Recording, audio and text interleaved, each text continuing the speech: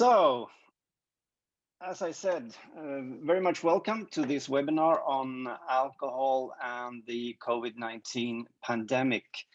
This webinar is actually part of a series based on a report on the same subject released earlier this year. My name is Pierre Andersson. I work as a policy advisor at the Swedish IOGT-NTO movement.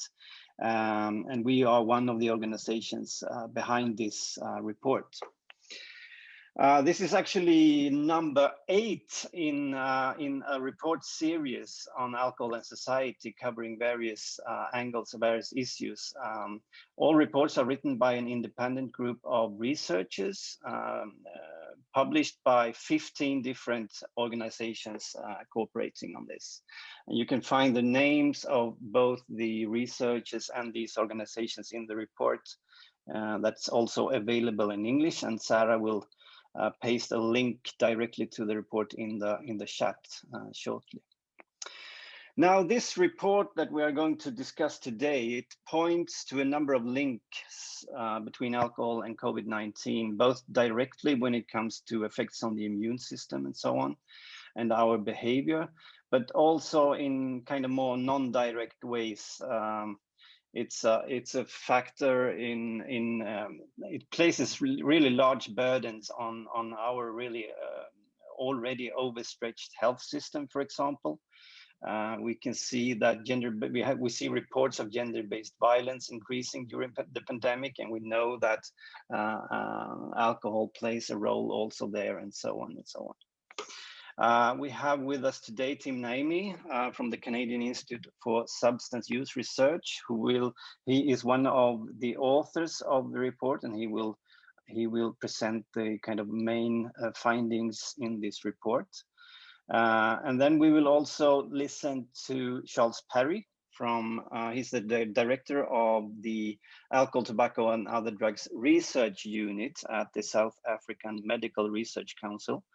And this is interesting because we can see how different countries really have chosen different ways to handle alcohol during the pandemic, with some deeming alcohol as an essential product and even a kind of a lifesaver for local economics, and others like South Africa that has completely stopped sales during some periods during the pandemic. And then we will listen to Kristina Sperkova, the president of Movendi International. And you guys have looked quite closely at the alcohol industry during the pandemic and how they have been kind of acting and using the pandemic for changing policy in the way they want to change it and so on. There will be time for a Q&A at the end. Please feel free to put your questions into the chat box whenever you like. Sarah will collect these questions, and we will try to answer every one of them at the end, at least as many as we have time for. And that will be later. But then let's start. So I will give the floor to you, Tim. Welcome, and thank you for coming. Oh, well, thank you so much for having me. Let me see. I'm just going to focus here. Let's see. Oh. Can people see the slides now? Yeah, we can. Thank you. Okay. So thanks for having me, Pierre, and thanks for all the nice people who are agreeing to sit through this, and hopefully we'll keep you entertained. So this is a picture of, I'm Tim Naimi. As Pierre said, I work for the Canadian Institute for Substance Use Research. I am recently moved here to Victoria, British Columbia, Canada, after being in Boston for 10 years at Boston University. And before that, I worked in alcohol policy for the Centers for Disease Control in Atlanta, Georgia.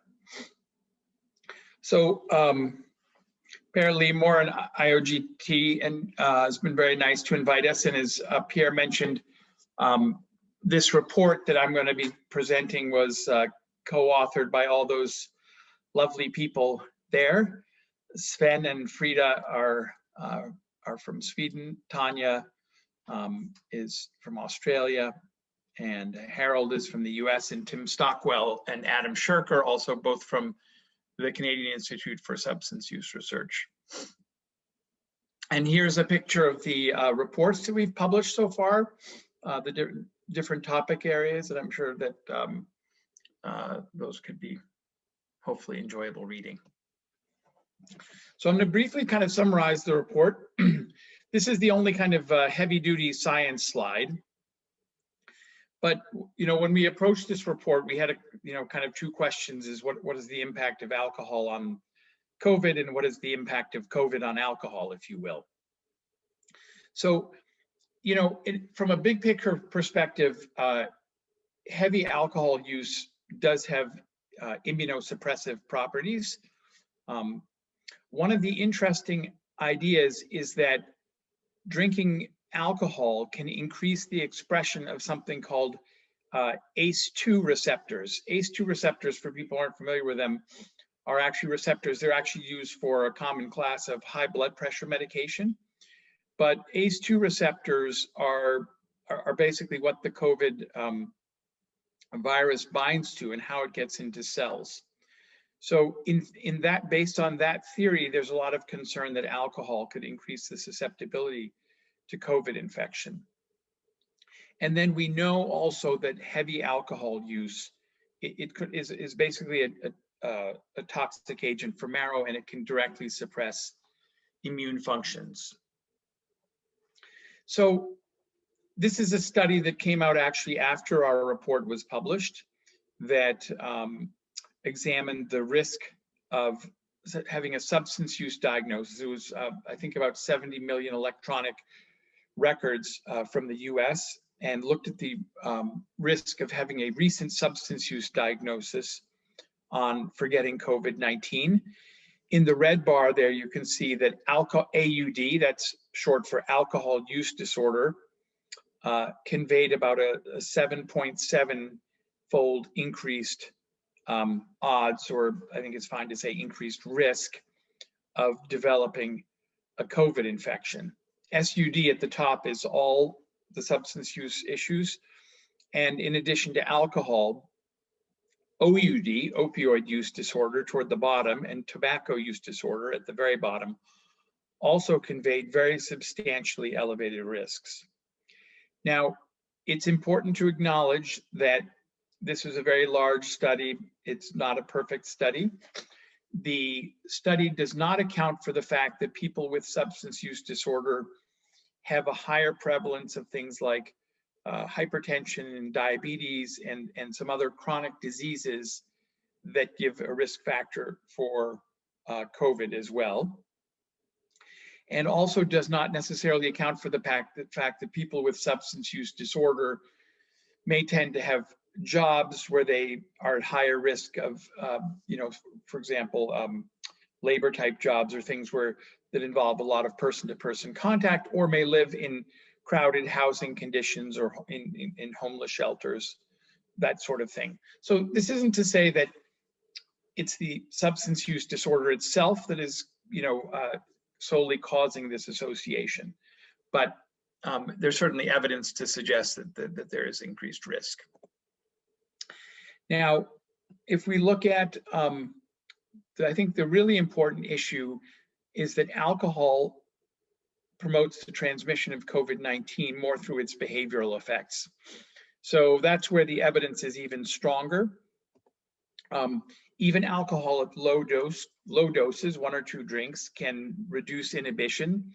So people getting closer, impairing judgment, attention to social distancing and, hand hygiene, these types of things take conscious effort and conscious reminder. And of course, if you're drinking alcohol, it's difficult to be wearing a mask.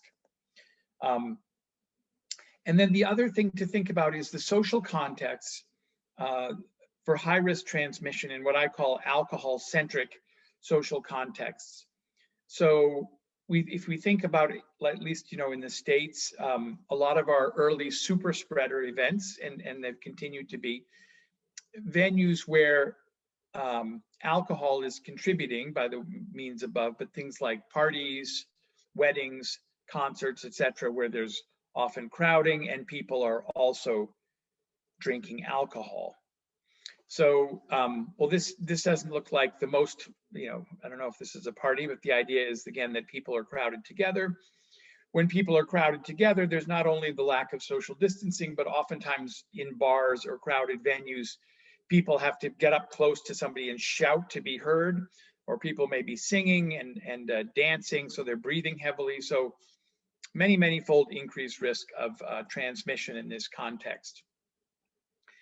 Now, this was a study in the southern U.S. where a bunch of public health supposed experts were asked to rate various activities and the risk of getting COVID. And you can see at the very bottom, the biggest bar, going to a bar was rated as the highest risk activity. And I think that that's a pretty reasonable conclusion. So that's kind of the background. And then, what are the effects? What have been the effects of COVID on consumption? And I don't think the story here is fully written.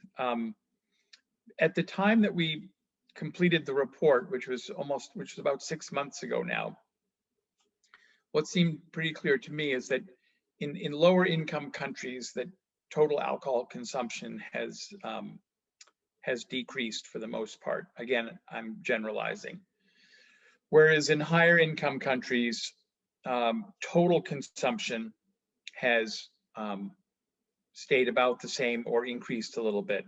Although I know in Sweden, I think that this is, again, not the most current information, but there was slight decreases. But I think it's been, in most higher income countries, sort of stable to a little bit increased. But I think we don't know all the answers on this yet, depending on the surveillance system and how alcohol consumption is measured. Now, in British Columbia in Canada, we get all the data on, there's an alcohol monopoly in British Columbia, and our institute gets all the data on alcohol consumption. So I'll just offer you this as a kind of as a way of looking at what's happened, at least in one large province in Canada.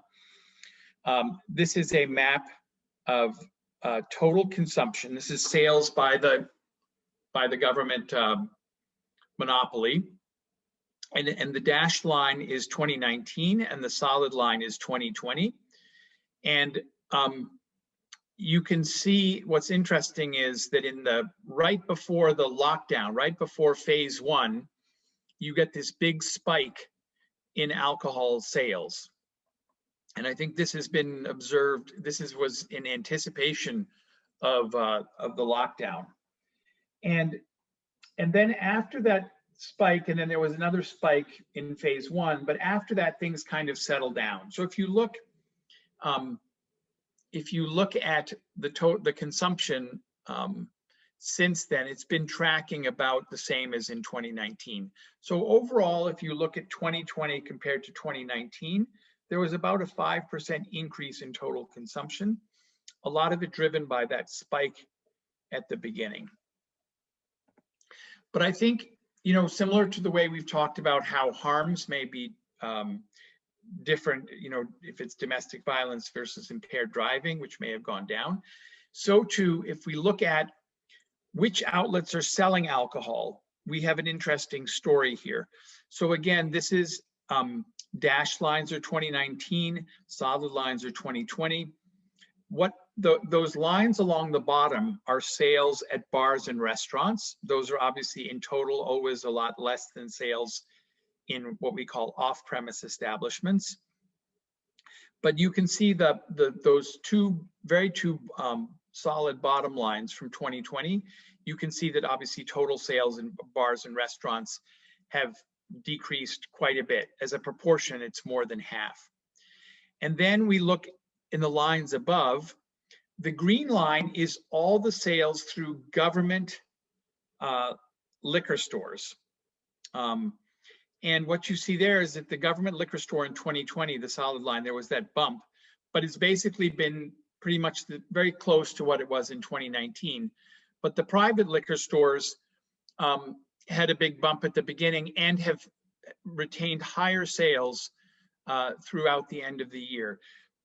That's probably because one of the factors is that people have been taking advantage of home delivery which is offered by private liquor stores and not government liquor stores. Now, interestingly, BC had already allowed for home delivery by private liquor stores, but it wasn't widely taken advantage of. But we think that during the pandemic, a lot more people have started to take advantage of home delivery options. So government responses, we're going to hear more about this from Charles. There have been alcohol bans or partial bans in some countries, but I think a more common scenario has been that governments have declared alcohol as an essential product, and off trade, again, that means sales in liquor stores and supermarkets and so forth. That's off trade. Off trade alcohol retailers have been also declared to be essential services. But there have been limits or bans for on-trade sales. That is what I was showing you is reflected in, for example, the data from British Columbia. And then in general, there's been liberalizing internet sales and home delivery policies and permitting takeaway, allowing curbside pickup from bars and restaurants. And it sounds like we'll be hearing more about the alcohol industry actions later on in the talk. But of course, the industry has vested interests, and they've used typically a number of strategies to influence policies. And so there's been lots of lobbying around this pandemic. And again, I think we're going to hear more about that. And so there was intense lobbying to declare the sale of alcohol an essential service, as I mentioned before. And there were a number of things, alcohol companies were giving away, ethanol for hand rubs and getting a lot of publicity. And they've been very active in the media around these products. One interesting thing, so mainly they've been, trying to get restrictions eased around delivery and that thing. But it's not just been that. They've also been trying to get taxes lowered. In British Columbia, where I live now, they actually succeeded. So up until now, restaurants and bars had to purchase their alcohol essentially at retail prices, right? And then they would mark them up from that. But what happened during the pandemic that was just made permanent is that now bars and restaurants are being allowed to purchase alcohol for the wholesale price that the monopoly would normally charge, liquor stores and supermarkets. So this is a big boon. But when you couple this lower price, so now the restaurants and bars can compete with liquor stores on price, and you combine that with the fact that they can now deliver alcohol or people can come pick it up, the net effect is a potential, large multiple of having more alcohol outlets. I want to quickly show you a little data from the United States. This is from the North American Beverage Control Association, which is an association that represents the monopolies. The key point here is that this is as of September, so it's old. But even in September, before our big second wave, the blue and the green were basically operating, and were places where bars were open for business. And then in this one that shows alcohol for curbside pickup, which we mentioned, all those states in the lighter shade of blue, these are all states that liberalized and went from not allowing curbside pickup to allowing it. So most of the United States shifted that policy during the pandemic.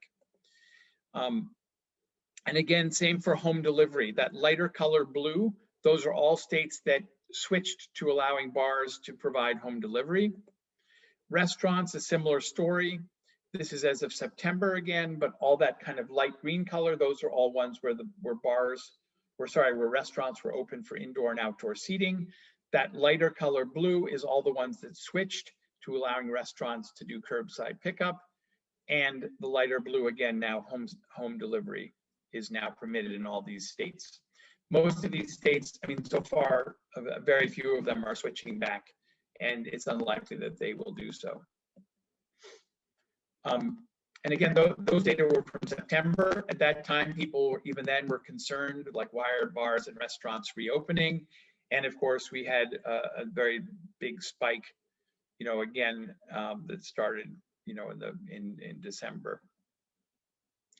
And here's from the Associated Press in the United States.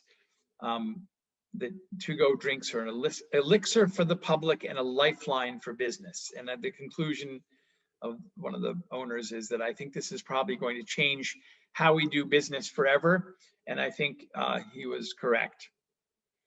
So our report, we have a number of recommendations for government. And my time is getting almost up here. So I'll finish through this. But, I think that the issue is that government should strengthen their alcohol regulations rather than weaken them to reduce consumption and harm. There are a number of reasons to do this even in regular times, but this is key for particularly in the height of these spikes to reduce pressure on healthcare services. And again, for individuals, our main recommendation is that they adhere to low-risk drinking guidelines, which is good advice at all times. And I'm going to skip through this, but obviously people who are at higher risk of COVID should be particularly careful with alcohol consumption and might be best to avoid it altogether. So in conclusion, alcohol consumption has played a crucial role in the transmission and propagation of the pandemic. COVID has resulted in changes in alcohol consumption, more in shifts in the location and the context, but it's really resulted in big changes in policies in many countries. Alcohol and COVID in some has been a quite lethal interaction. Temporary policy changes which have increased access to alcohol. Of course, as a public health person, I would argue they should be reversed. I think that alcohol policy liberalization may be one of the most significant lasting negative impacts of COVID on public health. That remains to be seen, but I've spent quite a bit of time thinking about that. And I think it's important for decision makers and governments to consider the impacts of alcohol consumption across the full economic and social spectrum, rather than to promote the interests of a selected sector. And I'll just mention that in the United States and in Canada, when you take away the costs of alcohol from the tax revenues, both governments are selling alcohol at a loss. So here's what I want you to take away: the idea that COVID-19 and alcohol, they're both contributing to one another through healthcare outcomes, by increasing community transmission, and by watering down alcohol policies. And with that, I'll thank you very much and turn it over to Charles. Thank you so much, Tim. I realize it's a challenge to kind of cover the whole report in 15 minutes. I think you did a great job. So thank you for that. I just want to remind everyone that the report is available in English as well. And the link has now been posted into the comment section. So please check it out. And with that, I will give the floor to you, Charles, to tell us a bit about the South African experience during the pandemic. Great, thanks very much, Pierre. Can you guys see me, hear me, and see the slides? Yeah, everything is working perfectly. Thank you. Okay, so thank you very much. It's a pleasure to speak here and to share a slightly different perspective, but a complementary perspective nonetheless. I'll be talking about alcohol and COVID-19, obviously, and reflecting on South Africa's 3 total liquor sales bans. As was said, I work for the South African Medical Research Council, where I direct a unit on alcohol, tobacco, and other drug use. I'm going to be covering 4 things, really. Essentially, a very brief input on South Africa's drinking culture and associated burden, because the context is important. Then to understand the effects of the temporary liquor sales bans on trauma presentations and unnatural deaths in particular. In this section, number 2, I'm not going to talk about the effects on jobs, tax revenues, bootlegging, raiding of liquor stores. These are ideas, some of them put forward by the industry. I'll talk a bit about them in the framing section. And I'm not talking at all about challenges that people might have with withdrawal symptoms, not being able to get access to alcohol. and not having enough treatment, because that was another issue, which was an issue when we turned off the taps. I'm going to talk about the framings of the situation from a public perspective, public health side, the liquor industry and its allies, and then my own reflections, which I like to call 10 lessons learned from South Africa's liquor sales bans. And I think we're quite unique in having these three so far, the total liquor sales bans. So the context of drinking in South Africa, this comes from the WHO Global Status Report on Alcohol and Health 2018. The first column, you'll see their current drinkers. Only 31% of adults, or people over 15 and older, report being current drinkers in the last 30 days, which is fairly similar to the picture for the African region, and about 12 percentage points less than the global percentage. Where we start to differ is when we look at the adults per capita consumption per drinker.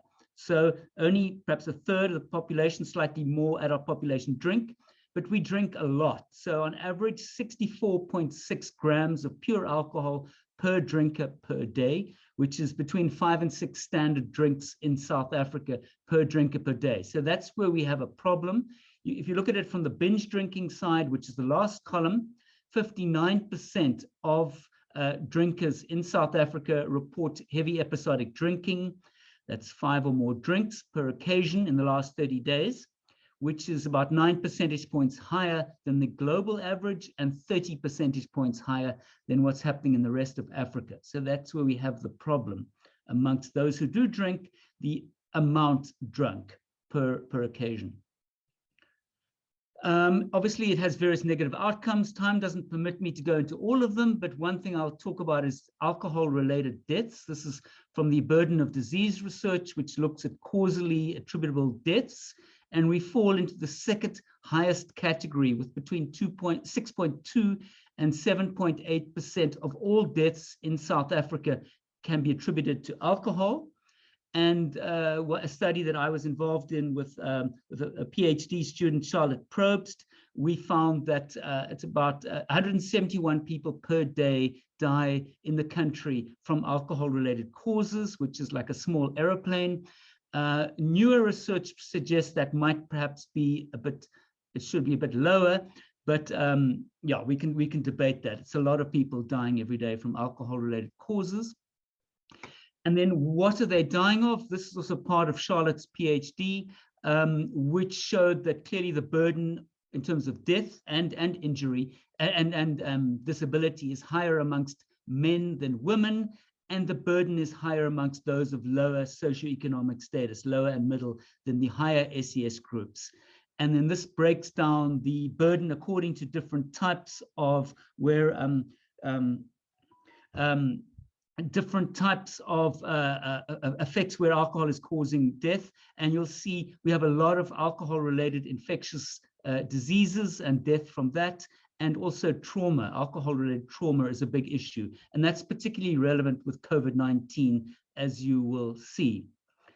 So what were the motivations behind the liquor sales bans? It's always hard to know what's going on in policymakers' heads, but certainly from media reports and other things, it seemed that the first liquor sales ban, which was instituted towards the end of March last year, that it was seen as to provide space for the hospitals to get ready for COVID-19 patients. And secondly, because we have a lot of alcohol-related crime, violence, and injury, to release the burden on the police, so the police could rather enforce the curfews rather than deal with drunk people in the streets doing violent acts. Later on, in the second and third sales ban, it was made clear very clear that the bans were imposed to free up capacity, both human and resource capacity at hospitals. The hospital staff were under a lot of pressure and stress, and that they needed to be freed up to treat COVID-19 patients, not to treat people who had been injured because of their own or other people's drinking. And then thirdly, in the third liquor sales ban, it was also mentioned, some of these points have come out from Tim Naimi, was to reduce the likelihood of community transmission. When people drink together, they don't social distance, and they speak loudly, often in venues where there's music and so on. So this is a complicated slide, and you really don't need to get all the detail. It's the various levels of lockdown. We have 5 levels of lockdown, where 4 and 5 are the highest levels, and the dates there are in the second column. And then what was the regulations that were imposed during these different phases in terms of on-consumption sales, off-consumption sales, and finally, there's a curfew as well that was imposed, which is also a factor that plays a role. And you can see that there were 3 periods when there was a complete ban on liquor sales. It wasn't prohibition. Industry said we're having prohibition. No, it wasn't prohibition. You could still drink if you had it. And sorry, that's my boss phoning, but she'll have. Sorry, I have to quieten her down, which isn't a good thing. We had 2 periods where there were no alcohol could be sold, but you could drink it, you could make your own even, but you couldn't sell it and you couldn't transport it. So yeah, that's the situation. And then there were periods where there was mostly bans on consumption sales, and there was also limits on the days of the week when you could buy for buying it at an outlet and taking away. So let me stop there. Different to many countries, the sale of alcohol was seen as not an essential service. There was a court case. There was a lot of legal action in South Africa undertaken first by liquor traders, and I'm sure the liquor industry was behind it, and then by the liquor industry itself, and I'll talk about that later. And in response to this first legal action in about April last year, the president wrote back, and this is a copy of the document from the Office of the State Attorney. And in it, it said that the government sees that the sale of alcohol is self-evidently not an essential service, very different from many other countries. And then they talked about the burden on hospitals at that point in time. So we had these 3 liquor sales bans, and I don't have time to go into all of them. I'll show you some of the data in a minute, but just talk about the second ban, which came into force at midnight on the 12th of July last year. And in fact, I was part of a team which did some modeling of what would the effect be if we instituted a second liquor sales ban in terms of freeing up hospital capacity. And in fact, it's not very often that you have a minister of health who actually quotes your research. And it said that the health minister said during level 4 and 5 of the lockdown, our study showed that there was a 60 to 70% reduction in trauma admissions. And then the government even took the data in our report to prepare these messages which were put out in the media. And that was always very encouraging as a researcher, because often we don't really get properly heard. So they did use our science, which was great. So I'm going to give you a bit of data now, and I hope it won't be too overwhelming, but bear with me. This is from a paper published in December last year in the South African Medical Journal. I was one of the co-authors, which looks at data from one hospital, Groote Schuur Hospital, which is a large hospital in Cape Town.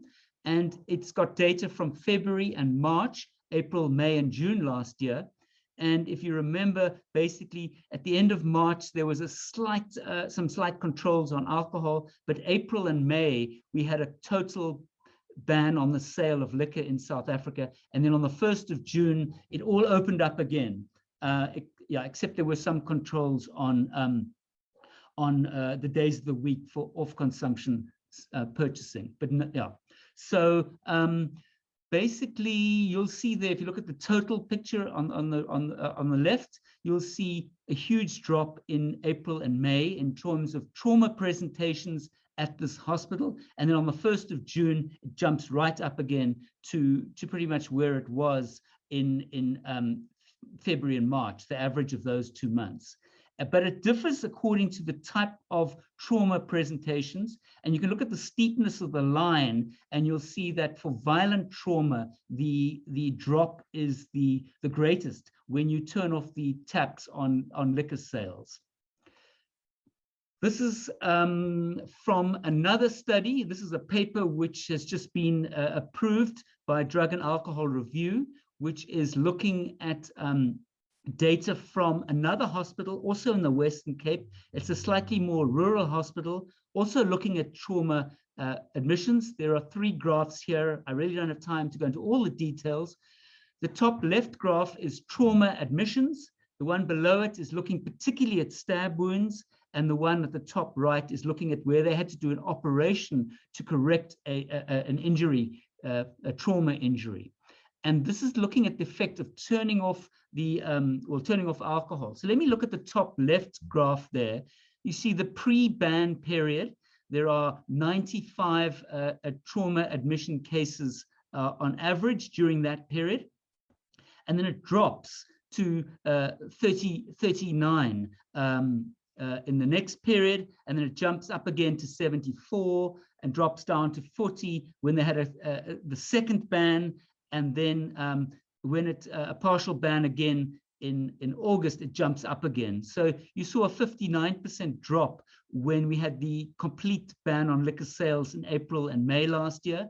Then there was a partial ban in June where things opened up quite substantially. You could buy liquor from Monday to Thursday, and for off-consumption use, it jumped up 90% from that lower base rate. And then when it turned off again on the 13th of August, as a result of our modeling, it dropped down to 40 on average. And then when they opened up again, it just went off the roof there. So you can see the pictures are fairly similar for the 2 other issues we looked at. Again, a very busy slide here, and I just really want you to focus on the middle area. This is looking at the effect of when there was basically no controls on alcohol sales until the 29th of December last year. And then on that date, they instituted a complete ban. So you have no ban, a complete ban, and then it's data from 2 weeks before the ban and 2 weeks after. This is from 5 hospitals in the Western Cape province. We saw a 51% reduction in trauma cases when you turn off the liquor taps. And obviously there was some curfew, but it was only an increase of 2 hours in the curfew in the evening and 2 hours in the very early morning from 4 a.m. to 6 a.m. So we certainly don't believe the 51% drop was only due to curfew. The next graph shows what happened when that 3rd liquor sales ban was lifted. So you've got the week before it was lifted on the left, and on the right, when that 3rd liquor sales ban was lifted and alcohol was pretty much available, except there was it was available for on consumption and off consumption. You could buy it for 4 days a week. There was a 105% increase in trauma admissions after alcohol taps were turned on. Obviously, perhaps people had been a bit lacking in getting alcohol, so maybe things would, that was perhaps a bit higher, it probably stabilized a bit after that.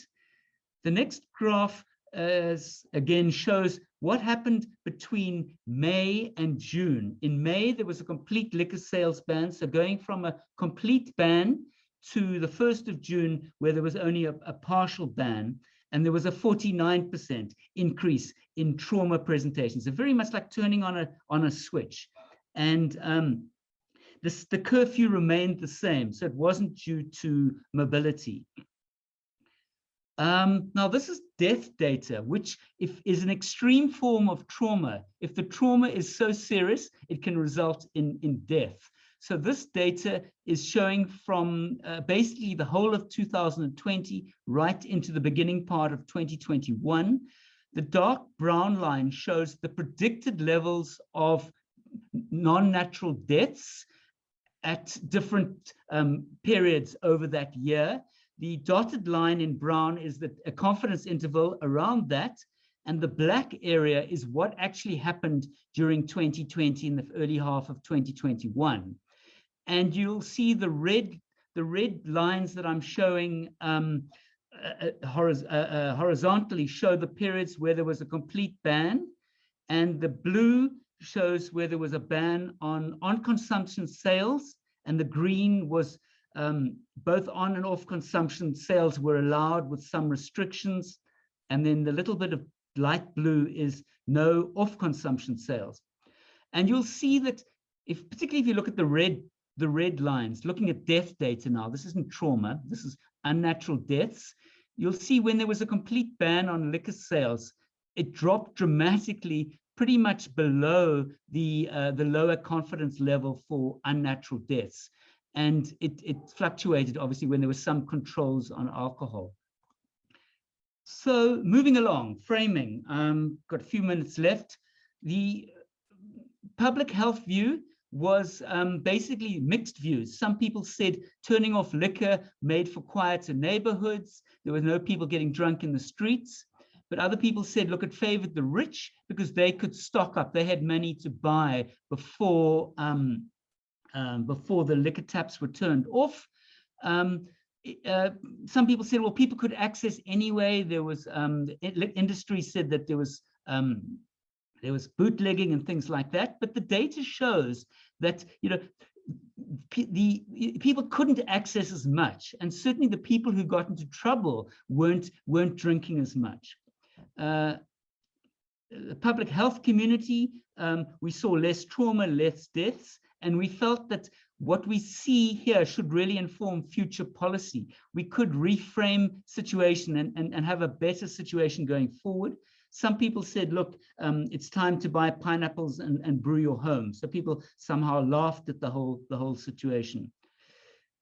More broadly, the public health, as I said, we saw less trauma, less deaths. And I said, well, it should inform future public policy reforms. The bans we don't see are sustainable, and we should look towards how do we try to bring in some of the WHO safer initiatives to kind of have these benefits without a complete liquor sales ban, which aren't sustainable. We challenged industry viewpoints, and we published a number of papers, and one on the second ban on unnatural deaths, and that's listed there. We saw that the lives were being saved were mainly 15 to 24-year-old males, in fact. And we're continuing to analyze the data from 8 hospitals in 4 provinces to look at really what happened. What was the effect of the curfew and what was the effect of the liquor sales bans? In fact, I was working on a paper on that today. The liquor industry and their surrogates basically said that not having alcohol increased crime because people were now breaking into liquor stores and robbing people for liquor. They said it fueled the illicit trade. It might have done to a lesser extent, but really the liquor industry in South African breweries is putting out 3.2 billion liters per year. So home brew cannot compete with that sort of trade. They felt it increased dangerous concoctions. Yes, there were, during a 2-month period, maybe as many as 20 people died, but so many more people are dying each day from regular liquor. So it's really not as big an issue. It is an issue, but not as big as the industry made out to be. Some people said it violated people's freedom and rights. So there were big talks from sort of freedom of expression people. The industry said it's going to put international trade agreements at risk. And they actually put out a statement from the European Spirits Organization. And they almost implied that this was the EU saying that it could jeopardize trade agreements. But in fact, it was their own liquor trade forum in the EU, in the European Union. Charles, I need you to speed up a bit in the interest of time. Sure. Okay, you can read these things here. They said it puts infrastructure spending at risk, and they threatened to not spend more money on infrastructure, the industry. They said it substantially decreased tax revenues, whereas we know that the burden on society is greater than the tax revenue gained. They called it unconstitutional, and there are various legal challenges going on. We're currently fighting battles with South African breweries and other players. And finally, they said that the government policy was informed by bad science and that the effects were almost entirely due to restrictions on mobility.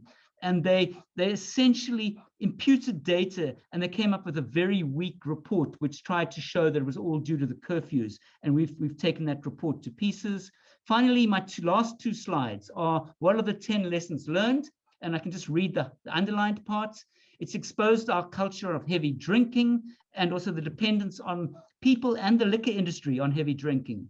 It's raised attention to the burden of heavy alcohol use in South Africa in terms of trauma and non-natural deaths.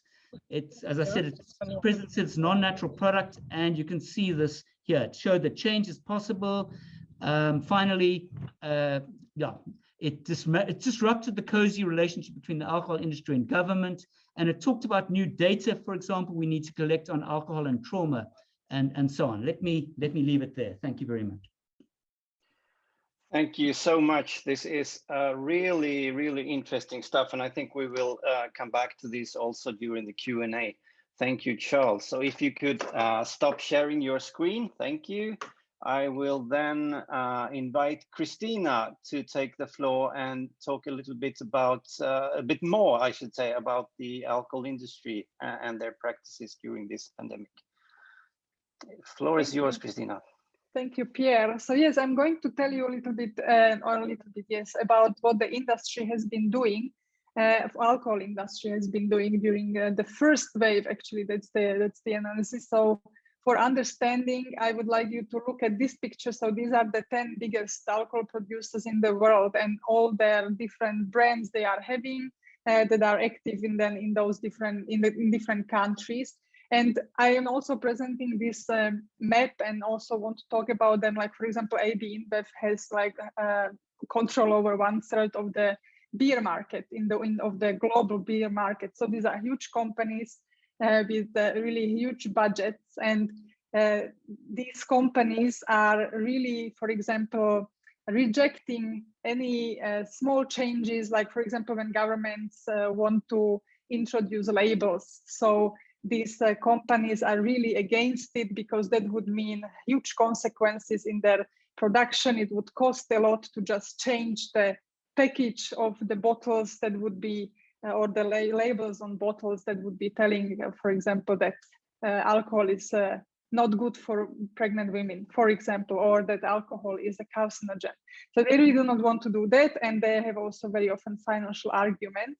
And to that, then I will introduce several tactics that the alcohol industry applied during the pandemics. These tactics are summarized or are coming from a report that was written by NCD Alliance and Spectrum, and it's based on the crowdfunding. So everyone from all over the world could contribute with examples of what the industry is doing in their countries, and then they summarized it and created these categories.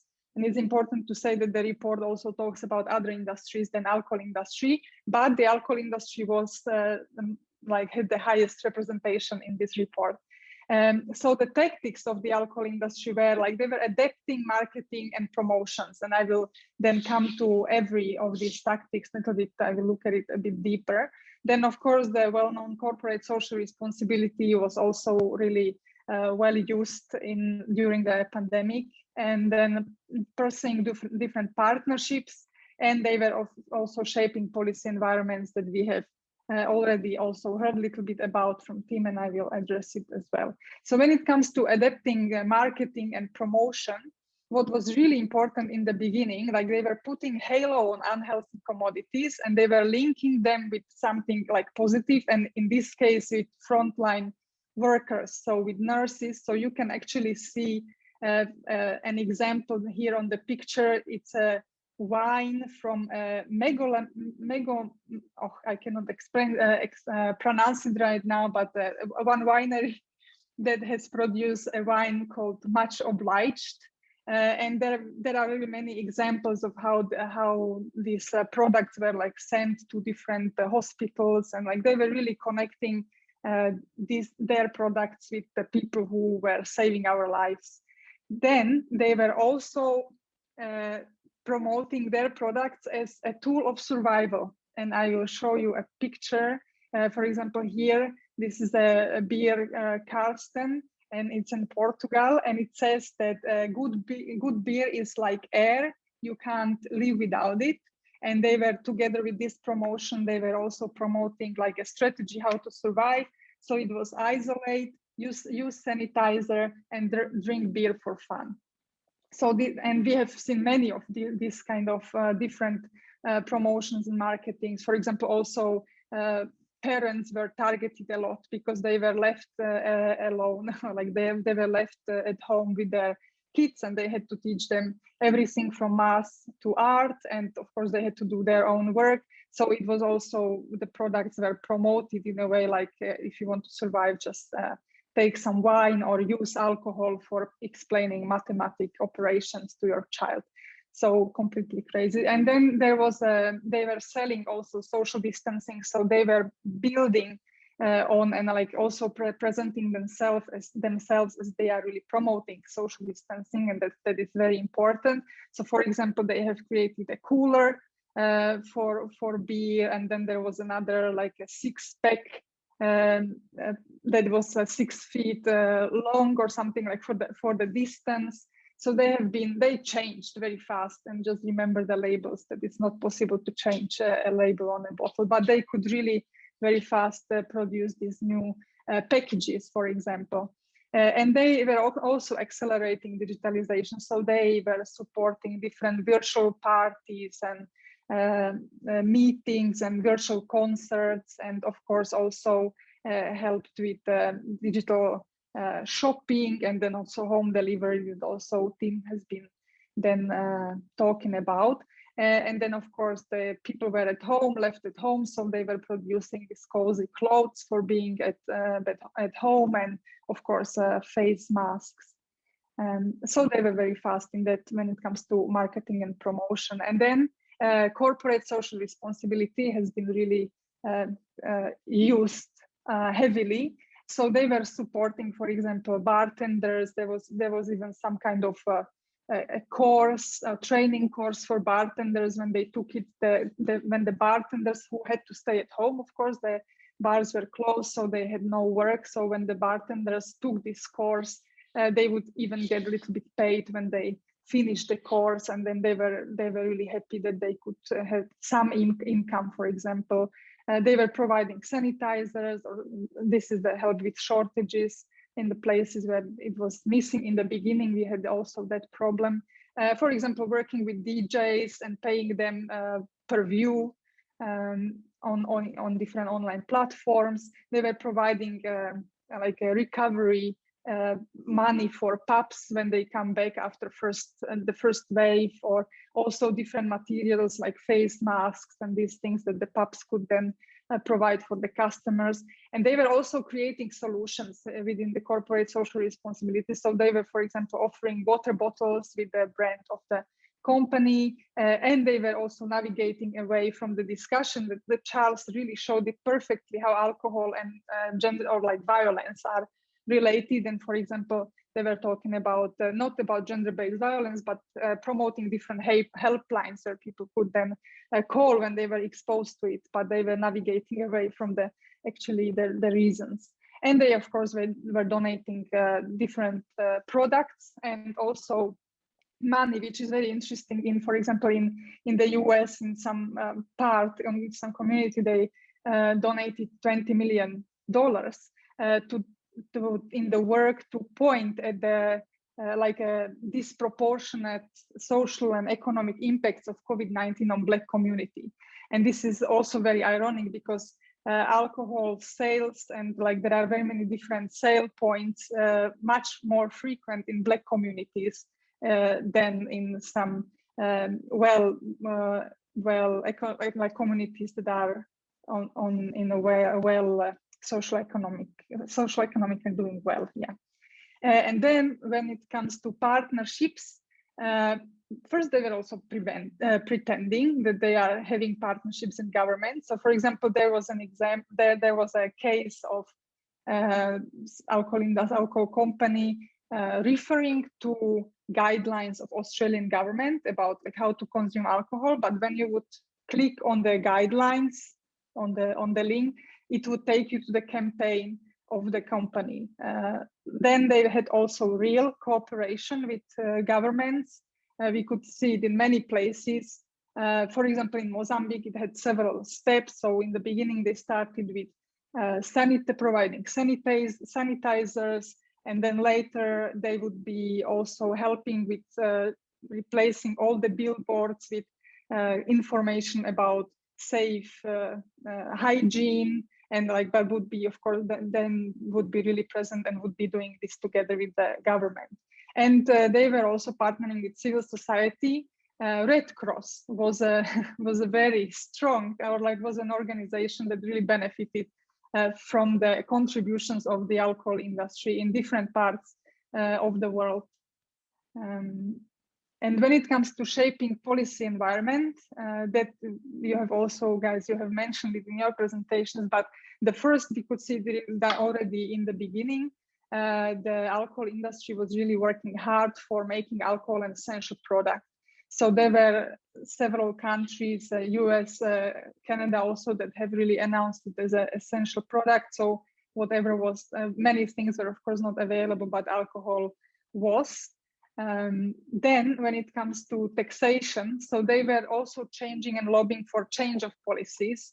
So in the countries where there are taxes on alcohol products, they were asking for reduction. We could see it also in Germany. They wanted to reduce taxes from 19 to 16%, and they were asking either for reduction or for tax reliefs. And when it comes to, for example, sponsorship, that's a very interesting example from France, where they have a law since, or had from 1999. So since 1999, there was a law where alcohol sponsorship and also tobacco sponsorship were not allowed. But now the government reconsidered it because of because they needed some income. And then they also were working a lot on the reverse of sales bans, and there I believe Charles could really talk a lot about, so I will not talk about it, but we could really see it. In South Africa was in this case a very good case, unfortunately, where we could really witness this behavior. So, and my time is running out, so I can actually stop here. So this was a short presentation of different industry tactics. Thank you very much. Thank you so much, Kristina, for that presentation. We have a couple of minutes for questions and answers, and we have gotten a question from the audience. I will put this to you, Tim, firstly. It's about effects of alcohol on vaccination and immunization after vaccination. Do we know anything about that? I don't know anything. It's a good question, but I won't. I don't know much about that. I'm sorry. And I don't know if Charles or Kristina wants to answer, or we'll just move on. What I can answer, like I really cannot go into any details when it comes to that how it works. But what we understand also from WHO is that that people, and it's actually even recommended that people should not use alcohol also after they have been vaccinated, because alcohol weakens the immune system, and that the immune system is really working a lot after vaccination. Right. Yeah, it makes sense. I was going to say the same, yeah.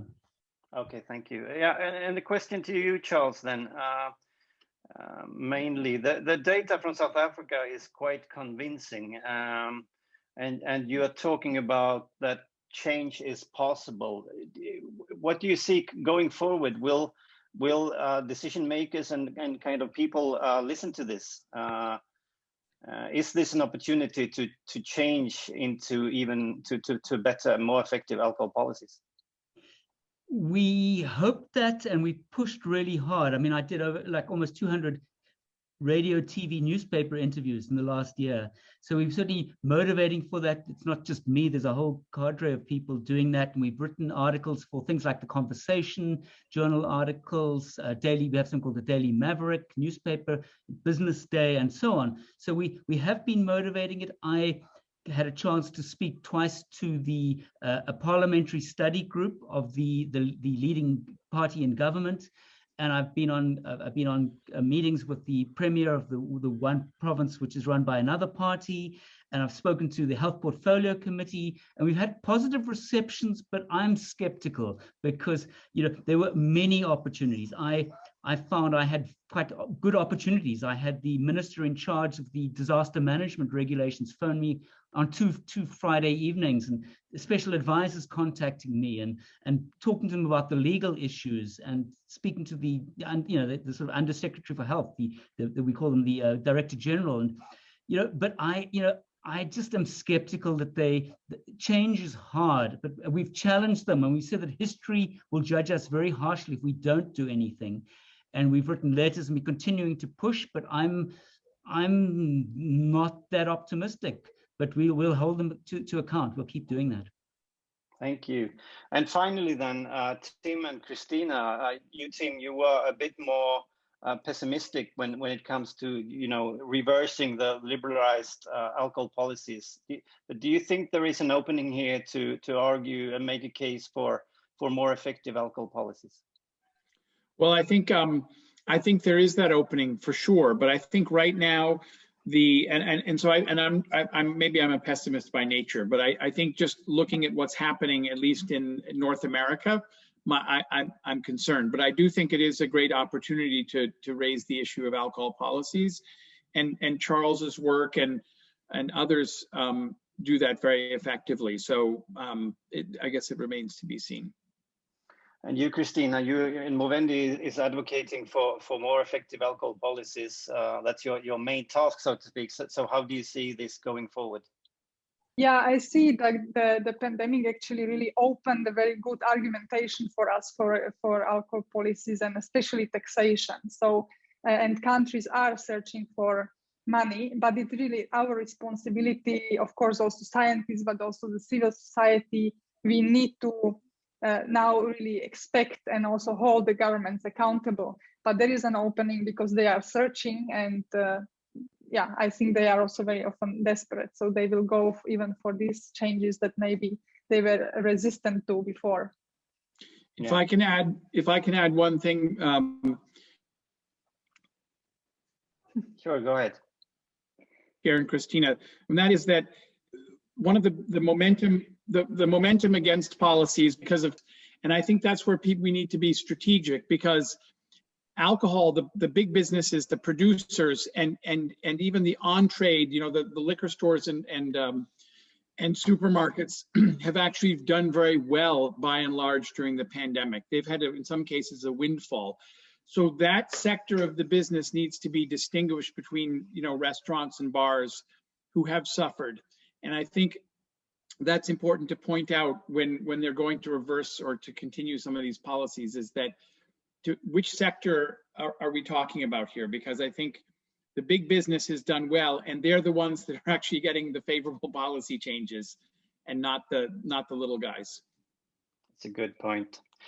Okay, time is up. Again, I want to thank you for you, the presenters, for speaking. As I said in the beginning, I'm really happy that we were able to get such a qualified, really, panel for this webinar.